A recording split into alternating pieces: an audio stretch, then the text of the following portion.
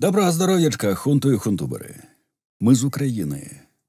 На фоне того, что ЕС приступил к разработке 7-го пакета санкций, в стране с колен вставать и происходит потрясающее с точки зрения великой, непотопляемой, скрипоносной экономики вещи. Это все очень сильно играет нам на руку, ибо остановиться сам Кремль уже не способен. Надо ему помогать. Помогают всем миром. Страны ЕС заморозили 14,6 миллиардов долларов активов россиян. Минфин США отчитался о блокировке российских активов на 330 миллиардов. Управление по контролю за иностранными активами Минфина США заблокировало активы Heritage Trust, зарегистрированного в штате Делавэр. Американские власти считают, что он действует в интересах российского сенатора Сулеймана Керимова и депутата Госдумы Руслана Гаджиева, которого Минфин США называет племянником господина Керимова. Heritage Trust владеет активами на 1 миллиард долларов.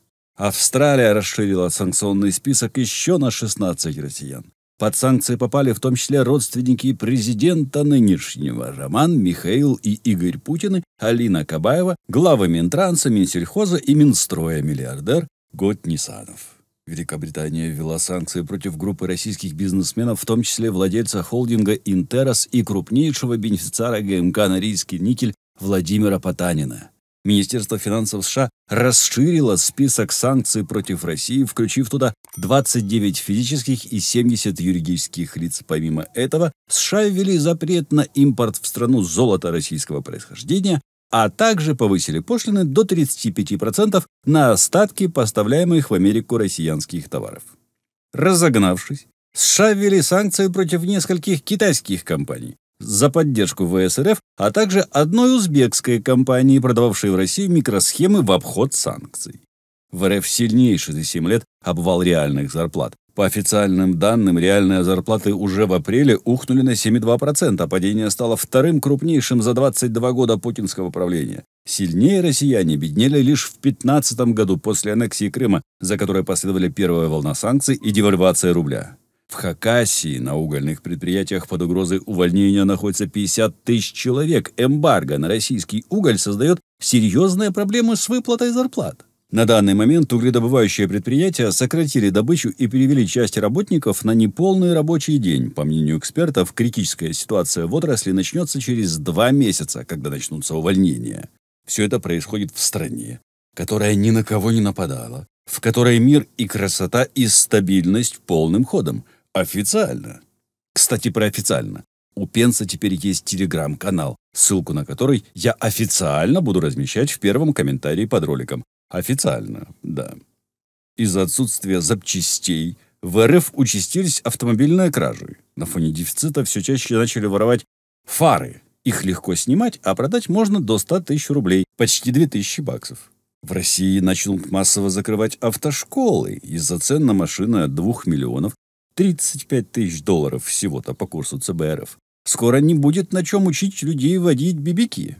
Уже сейчас начинаются проблемы с техобслуживанием. Все автошколы, может, не закроют, буханки и Нивы без всего, но ездить можно. Благополучно будут собирать, конечно, но стоимость обучения вырастет в разы. Мишлен покидает российский рынок. В компании работало около 1000 человек, 750 из которых на производстве в Подмосковье. Продажи люксовых авто в РФ рухнули в мае на 80%. Всего удалось продать только 18 машин.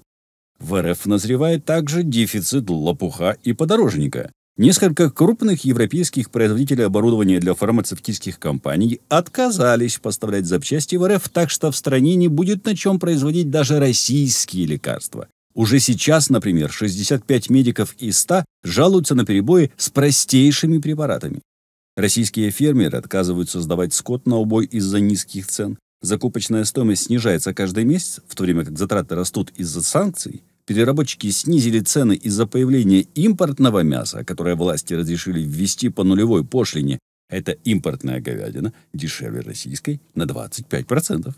Universal Pictures окончательно уходит из России. Компания закрывает офис в РФ. Все операции будут свернуты в течение нескольких месяцев. Напомню, основные голливудские студии Universal, Warner Bros., Disney, Sony и Paramount прекратили прокат еще в марте. На фоне отсутствия иностранных премьер число работающих кинозалов в России сократилось больше, чем на треть. Аналитики считают, что в середине и второй половине лета ситуация ухудшится еще больше. Кинозалы будут продолжать закрываться, поскольку функционирование современного мультиплекса при нынешней ситуации лишено всякого смысла. А смотреть азиатское кино желающих немного, дай наладить его дубляж, в то же время надо и путь проложить в обход санкций. Некая Валентина Матвиенко заявила, что в скором времени продукты в России придется заворачивать в газету из-за дефицита упаковки в стране. «Надеюсь, в газету «Правда» не будем заворачивать. Вы найдете вместе выход с упаковкой», — заявила она. «Я готов предложить решение. Надо переименовать газету «Правда» в газету «Правда Путина» и пообещать срок за использование этого оберточного материала. Круто? Круто. Выкрутятся как миленькие». Из-за ухода международных брендов к концу года доля пустующих площадей в ТЦ Москвы вырастет вдвое, до 20%. В самых крупных комплексах за МКАДом этот показатель может достигнуть и 30%. Роскомнадзор ограничит работу еще 7 VPN-сервисов. Ибо нефиг, правду Путина еще не всю прочитали. Китайский производитель смартфонов Honor, не делая официальных заявлений, остановил прямые поставки устройств в Россию. За рубежом задержано уже 77 российских самолетов. Часть самолетов была задержана по решению лизингодателей, а некоторые машины не смогли взлететь из-за резкого закрытия европейского воздушного пространства. Нелетная погода – это теперь большая проблема для россиянских авиалиний на ближайшие лет 50-70. Эксперты не могут назвать более точного прогноза. ЦБ РФ представил новую 100-рублевую купюру, но банкоматы ее не принимают. Ассоциация банков России еще весной предупреждала, что в условиях, когда ведущие западные производители банкоматов ушли из России, обновить оборудование будет непросто. А не обновленная не понимает, что ей теперь подсовывают, и отказывается принимать новые купюры. А кассовая техника вообще на 100% импортная. Французская компания, обеспечивавшая защиту платежей и проверку пин-кодов на картах для 20 российских банков, объявила о прекращении работы на рынке России. И прежде чем перейти к ночным событиям в Белгороде, вишенка на экономическом торте. Китай сократил поставки товаров в РФ на 38%. А теперь пара слов по Белгороду, Курску и вообще. Кремлевскому режиму нет особых поводов надеяться на приемлемый для себя результат. Почему? Я даже объяснять не буду, ибо это достаточно понятно и прозрачно. Да, Украине тяжело, очень тяжело. Ее способность сопротивляться зависит от множества факторов с весьма переменным характером, но уже сегодня очевидно, что и выиграть Кремлю в Украине просто так никто в мире не даст. Судя по всему, к осени пресловутая большая дубинка для Путина в Украине будет готова. Посему бункерному хмюру необходимо кардинальным образом поменять парадигму этой войны в свою пользу, то есть изменить ее ход и содержание в стратегическом отношении. Сделать это можно двумя способами: мобилизация, ядреное оружие. У обоих способов есть как плюсы, так и минусы. Останавливаться на них подробно сейчас не будем. Я лишь подчеркну их общий контекст, а заключается он в следующем. Для них обоих необходим веский повод. Причем необходим этот повод именно для внутреннего употребления. На мнение цивилизации в Кремле уже давно внимания не обращают. Лучшего повода, нежели ночная бавовна со стороны Украины, желательно с видео и фотофиксацией, в этом отношении просто нет.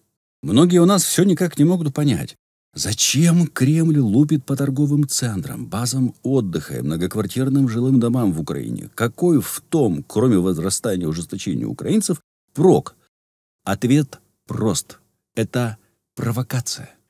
Причем самая натуральная. Попытка спровоцировать Украину ответить такой же монетой. Например, взбудоражить парочку спящих микрорайонов Белгорода или Курска.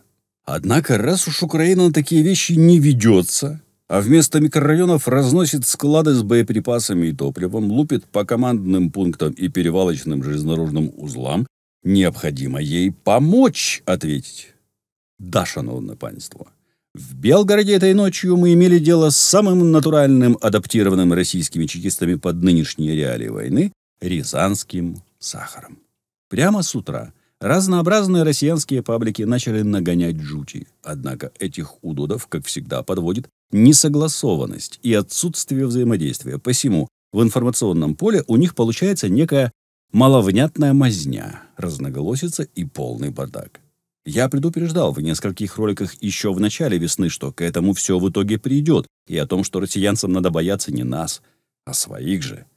Не думаю, что Кремль в дальнейшем ограничится сегодняшней белгородской бавовной. Для всеобщей, или даже частичной мобилизации, тем более ядреных головок, необходимо нечто вообще из ряда вон выходящее. Так что я даже не знаю, к какому городу и к чему необходимо теперь приготовиться.